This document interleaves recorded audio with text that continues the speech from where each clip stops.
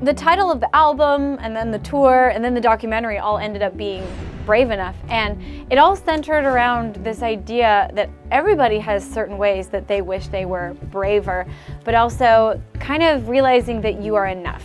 You know, we're all seeking to better ourselves, but at the end of the day, like, we're enough as we are. And so it's this idea of you just have to be brave enough to move forward and to keep progressing, and that's kind of the theme of the album. Originally, when I wanted to make a tour documentary, I wanted it to be just that, like showcasing, kind of the behind the scenes of how you create a tour, how much work it takes, how much fun we have, like just the whole picture so they could see the inside view of what a show takes. And I wanted it to be fun and funny. And then, you know, life changed, life happened, and, you know, I ended up going through the hardest, year and a half of my life. And there were some times when, I thought there's no way I can share this with the world. I've been very open about past struggles and been very open that I used to deal with depression and anorexia, and, but I kind of gave this sense that that's in my past. And I think that's why I decided it's really important to showcase that just because you get over something doesn't mean you don't, there's not still really hard days, where maybe I don't win the battle. And so it ended up being far more emotional than I had originally intended, and I was very open, very vulnerable throughout the whole thing, and at the end of the day I think it turned into a much more meaningful project than I ever intended it originally on being. And so I was really actually, I'm happy with how it turned out.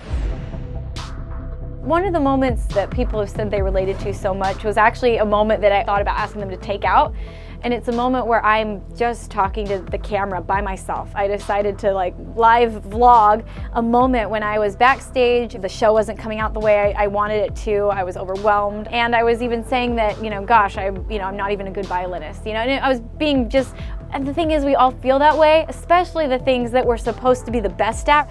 I think those are the things we're so hard on ourselves for. And I think everybody was shocked to be like, wait, Lindsey doesn't think she's a good violinist. And yeah, sometimes I get really frustrated with the fact that I'm not as good as I feel like I should be. I feel like I'm an imposter in my own career sometimes because did I trick everybody into thinking I'm a lot cooler and better and smarter than I really am? That's a very relatable feeling. Everybody's felt like they're not enough in the way they feel like they're expected to be enough. And it goes back to that whole idea of we are enough. And we don't have to be perfect. I'm definitely not the best violinist of the world, but I have something unique to offer, and that's why I'm where I'm at. And you have to remind yourself that we all have different gifts, and we're not imposters, we're too hard on ourselves. Positivity. There is definitely two sides to every person, and there's the negative side that's going to complain and going to see the worst in every situation and see the worst in yourself and say, I'm an imposter, I'm not attractive, I'm not this, I'm not that, I should be better.